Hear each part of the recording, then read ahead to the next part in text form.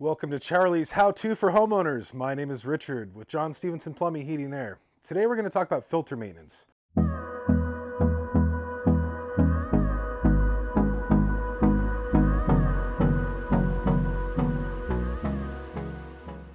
So filters are a very important aspect of your home's HVAC system.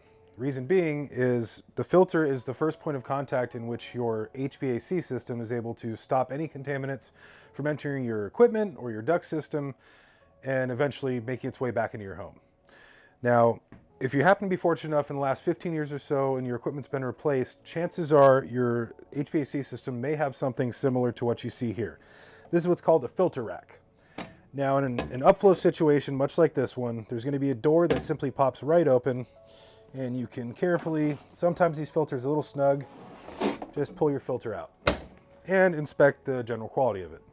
Now, if the filter is much like this one, it's new, you don't necessarily have to replace it every so often.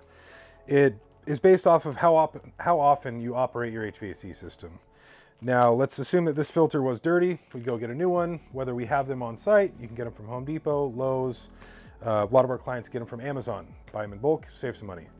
Now, when you do put the filter back in, ensure that the airflow arrow, which will be on one of the sides of the filter, is pointing up in this situation. Simply slide the new filter back in, close the door.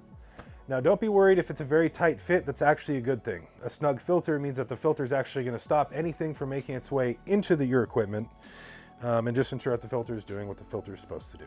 So next, we're going to go ahead and show you another scenario in which your filter could be located on your HVAC system. Now, here's another scenario where your home may have a filter rack attached to your HVAC system. Typically, where you're going to see a filter rack mounted horizontally such as this, it's going to be on the end of your furnace when your furnace is in a horizontal position in the attic. It's going to be the same method as before. From the upflow system changeout, you're going to open the filter rack, recognizing which direction the filters are going in when you start, and same thing. You're going to pull that filter out, inspect it. If it's the first time that you've ever changed your filter, it's going to give you a good indicator of just how often you need to be replacing your filter.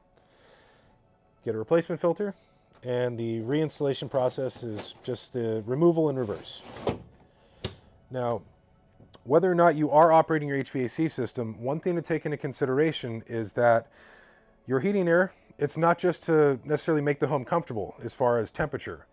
One thing that a lot more people are utilizing their equipment for is air quality in their home. So even if you're not running the furnace or the air conditioning, you can be operating the fan on your system just to simply clean the air up in the home. And that'll be when you're really utilizing your filter replacements more often. The more often the fan is running, the more often the filter is going to be needing to get replaced. So next, we're going to show you another location which the filter may or may not be located in your home. So here we are at our filter grill. Now, many homes are going to have a grill similar to this. Sometimes they're in a sidewall, or sometimes they're even in a ceiling. So these types of filter grills are opened with a series of latches. This particular one has 4. Your smaller return grills, oftentimes they only have 2. Simply going to release those latches, filter rack opens, and then you can pull out your filter and inject your filter.